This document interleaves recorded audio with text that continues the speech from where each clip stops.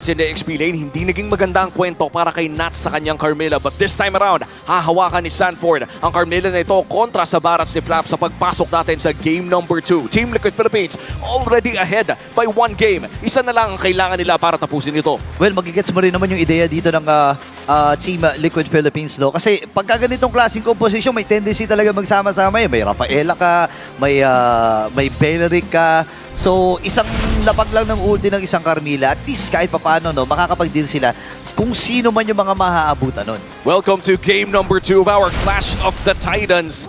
Isa na lang ang kailangan ng Team Liquid Philippines. Meanwhile, for Team Falcons ay kailangan nila ng 2 straight kung gusto nilang ipadala ito sa insang Game 3 victory. And looking at the draft, Wolf, ano bang pwede nating ma-expect in the early game? Is this a funny game para kay Kyle na maaga pa lang ay papalag na? Mahirap dahil Moscow tsaka Badang yung katapat. At the same time, etong Selena, problema din yan para sa isang Fanny kasi parang kailangan pa niyang ipasuyod sa iba o kaya siya mismo yung susuyod dun sa mga traps eventually dito ni Sanji. So I don't think that this is an easy game para sa Fanny. Pero hindi naman natin sinasabing imposible.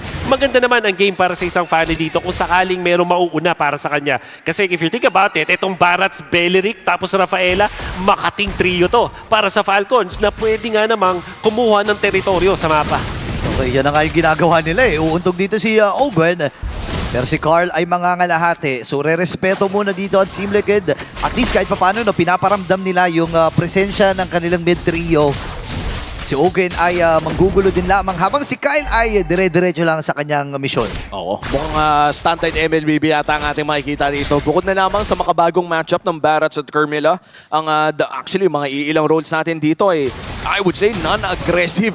Kumbaga gusto lang nilang gawin ang kanilang trabaho. Ito ang kakabit ang pana.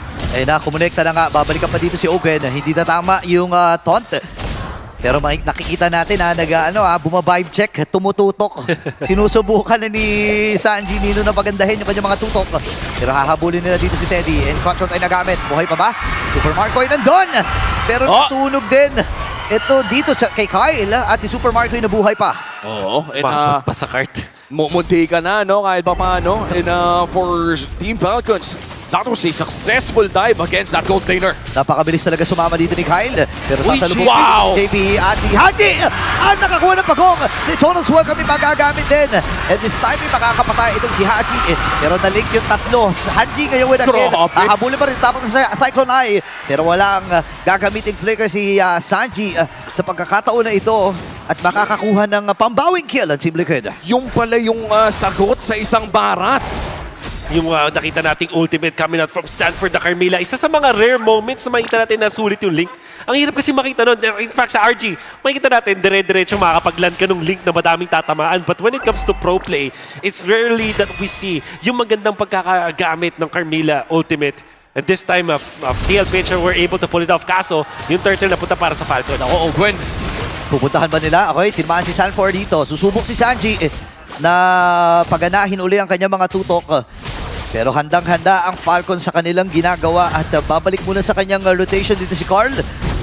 And nagiging maganda ito para sa Falcons, ha? Oo, Team Falcons still almost 1,000 ahead sa Team Liquid Philippines. At dahil yan siguro sa mga nagiging magandang engages na nanggagaling dito kay Kyle. Kahit papano ay nakakahanap siya ng mga malalaking oportunidad against big gold laners dito sa side ng Team Liquid Philippines. Pero pantay lang ang gold ng Fanny pati na Hirara. And by the way, ito ang handcam natin ng Infinix GT50 Pro, the official smartphone partner. Ganito pala mag-Fanny ng naka-Infinix GT50. Oo. Mukhang palo talaga. Etong si, I think isa sa mga heroes na nagpakilala kay Kyle dun sa amateur scene bago pa siya tumapak sa pro scene. It's definitely this Fanny. Even expecting na iikot doon ang ating Badang. Okay, dito na kami nagamit at si Flap ay kanilang mapapatay. Susubok humabol ang Team Liquid dito habang si JP ay naglalurk. May mahuhuli ba sila dito? Binuhay na rin kagad itong si Flap. Tumama yung Abyssal Arrow na may kasamang trap. Sobrang kuna talaga ng puno. And ready ang Team Liquid sa mga ginagawa ng Falcons, ha? And Team Liquid Philippines ay sisimulan na rin ata ang turtle na ito. Ang huling pagong ay napunta sa kamay ng Team Falcons. With Team Falcons already re-establishing ang pwesto nila around this north area. Papasok na si Kyle. Okay, Sanford, available pa ang kanyang Curse of Blood. So any moment ay pwede niya itong bitawan. Habang hawak-hawak na ng Falcons itong pagong, 5 miyembro mula sa kanila ang magsasama-sama. At si Kyle ay makukuha na rin ng malaya itong ikalawang pagong ng laro ito. Yes, and that's going to be 2 turtles na mapupunta sa kamay ng Team Falcons. Mukhang mag-i-invade pa ata ang Falcons dito. Pero madedepensahan naman nila Sanford ang orange buff nila. Naghahanap pa nga ata ng away! Ayan na, pinagsasamak na. At tama din, yung si Bat Teddy ay sasama. Habang si Bat Uy, nagpikit-pikit! nagamit! Yung kanyang ultimate ngayon, ay si Carl ay iiwas din lamang Super Marco with kill habang sila pa ata ang mabubukulan dito. Tatamebra ang tutumba, mag-iingapat pa kasi si Hogan yung mapapatay din. Teddy kailangan na umatras. Wala nang wave na aasahan dito. Itong si Teddy, aabangan nila. Control ay nagamit. Susubukang micro-hit ni Teddy, pero magtatagumpay pa rin ang Falcons. Oh, what a great fight para sa Falcons. Nakita naman natin yung ambitious na jump mula dun sa TLPH. Nagtaka rin ako bakit sila gumawa dito with JP tapos ang follow-up nila si Teddy tapos hindi pa ganun ka-instant, medyo na-late pa. So na-compromise yung pwesto ni Teddy. Pagdating doon ni Sanji as well as ni Carl, dun lang sila din napatumba. And I think Sanford wanted to really nail itong ultimate. Ang maganda naman yun, madami naman tinamaan afterwards. Pero ang lambot nila dito, nasulit yung Blazing Duet. Kasi nung tumalon din doon, itong si Carl Tizzy, meron din naman na taunt. And everything else really went badly para dito sa side ng Team Liquid. Kaya naman, nagtaka rin ako na pinilit nila yung initiation na yun coming out from JP kung saan hindi sila handa lahat. A slight miscalculation with a big price to pay para dito sa Team Liquid Philippines. And for Team Falcons, dahil dyan ay lumobo ang kanilang gold lead sa upcoming turtle fight na ito. 20 seconds bago lumabas ang pinakauling pagong ng larong ito. And may 3,000 kalamangan ng Team Falcons. And we could see that gold lead mostly sa loob ng roam and mid lane for Team Falcons. Yeah, ibang aura na nakikita natin sa Falcons, no? Isipin mo yun na kakagaling lang sa pagkakatalo nito ng game number 1 pero para bang hindi nila ininda. And ito naman yung may expect natin dahil sobrang veterano na rin. Nag-world tour na rin itong dalawang kupunan na to. Kaya nga naman ngayon, susubukan nila paikutin itong pagong. Hindi ko connect yung Abyssal Arrow. Si Kyle dun sa may bandang ibaba, try lamang na i-isolate lahat ng mga nangyayari. Wala pa silang jungle, patatagalin lang ata nila dito. And si Sanford ay magpapakita na tumama yung stun, Abyssal Arrow as well. Kumukonekta na ang mga continuous stun mula sa Team Liquid. Pero wala pa rin mamamatay, ha? Ayun na, naghahanap na ng Detona's welcome pero mukhang Grabe. mabibigay na lang ang turtle na ito matapos si Ambani Flap. That's going to be a third turtle secured para sa Team Falcons at re-recta pa sila sa pag-invade. Panggulo lang pala. Panggulo yun. lang? Di ba? Ibang Pang-aning lang. But Falcons, if you're gonna be following the trend right now dun sa Snowball meta that we're talking about, with a 4,000 lead sa 7 minutes, napakagandang spot nito para sa Falcons na natapusin na yung laban para sa kanila ng mas maaga din kumpara sa TLPH. And unfortunately for TL, kumuha sila ng isang composition na late game centric with this Moscow pero wala sila ng wave clear na hinahanap natin kadalasan from the mid lane. They only have this Selena. So when it comes to hero damage, mataas yan para sa TLPH. Pero pag magmamanage sila ngayon ng mga lanes, ito na yung kailangan nilang problemahan because Falcons, they can play the disciplined route. Kung saan, magsisiege lang sila constantly against TL. Gawin yung ginawa sa kanila ng TL in the previous game. At sa pagsilip natin sa ating Infinix in-game equipment ay konting kembot na lang ay may Trinity na itong Cloud mula sa Team Falcons. And that would mean na magiging mas masakit pa ang mga iba pa tong Blazing Duet dito ni Super Marco. And as we enter around the 8-minute mark, magiging mas mahirap pa atang dumepensa para sa Team Liquid Philippines. Yan, nabanggit na nga kanina ni Wolf ang baba ng clear wave nila dito at hindi rin sumasakto yung mga combo na ginalapag dito ng Team Liquid Philippines. Ayun na. Ito na welcome may magagamit. Iutot din sa may gilid. Pagtutulong-tulungan, Super Marco nakaka-plate. Nagamit yung Revitalize. Kumanig yung Abyssal Arrow. Nailapag yung Curse of Bloods pero wala magiging follow-up ang Team Liquid. Makakapatay ng isang Falcons si Carl. Ay nagwawala na rin. JP mamamatay. Ang hahabulin pa rin. Blazing Duet naman mula dito kay Super Marco. Hahabulin pa rin. Carl! Kyle! Go away! Go away! And Carl with a triple kill! Pero makakabawi din naman si Super Marco at si Sanji na lang ang matitira. Kasabay pa nga ni Teddy sa may bandang ibaba. Tignan natin kung ano mga magaganap dito kasi mapupunta. Nakita siya! Nakita siya, kumonekta. Yung Abyssal Arrow, susubok sanang lumapit dito si Super Marco pero papaganahin na lang niya ang kanyang disiplina. Alam din kasi sila may respawn eh. Pero Meron silang pa. Jesus, Sa pagdating na laban dito sa May Lord, mas aangat ang Falcons. Oo, at mukhang may pwesto ng Team Falcons dito. Kailangan pa mag-recruit Rush. Sanji. Bibilisan na nila ang pagkuha ng Lord na ito. Ang tsansa ay manifest para kumontra ang Team Liquid Philippines. Kukunin na ng Falcons ang Lord na ito. Oh, that is a good fight para sa TLPH, all things considered. Nasa abante yung Falcons doon, pero nakakuha pa ng 3 kill. Doon si Cartesi, ginawa ang lahat para makakuha ng mga daming outplays to get that and then eventually win. And maganda doon si Teddy, hindi naman na patay dun sa laban na yon. However, because of that res na meron dito, ang isang Rafaela, biglang naging advantage pa yon para sa Falcons. Oo. And ito rin talaga yung kapangyarihan ng Rafaela, no? Yung hindi nasisira yung tempo mo kahit papitasan ka ng isa basta available yung revive. That's 1 turret down sa bottom lane. Meron pa namang energy shields sa torre doon sa may bandang ibaba. Nakakadepensa pa naman ang Team Liquid Philippines pero sa taas nagmamarcha ang Lord na ito. Carl Tizzy versus Kyle Tart, number 67.5. Ang dami mang beses nagkita ang dalawang to. Ang dami na talagang beses na 1v1 na ating nasaksihan para sa dalawang jungler na ito. Habang yung Lord sa itaas na bahagi ay nagmamarcha na rin. Susubukan i-clear ng mabilisan doon sa may bandang ibaba pero sasabog na rin yung igitnang bahagi doon sa Holy Shields. Lord ay kasama nila. Sanford ngayon, nag-ready rin sa kanyang ultimate. Pero nakain na, naiumpog doon sa may pader. Nagamit yung Wrath of Dryad pero mahuhuli. Huli si Kyle! Kaya ba niya makatakas? Yes sir, makakakable-kable pa.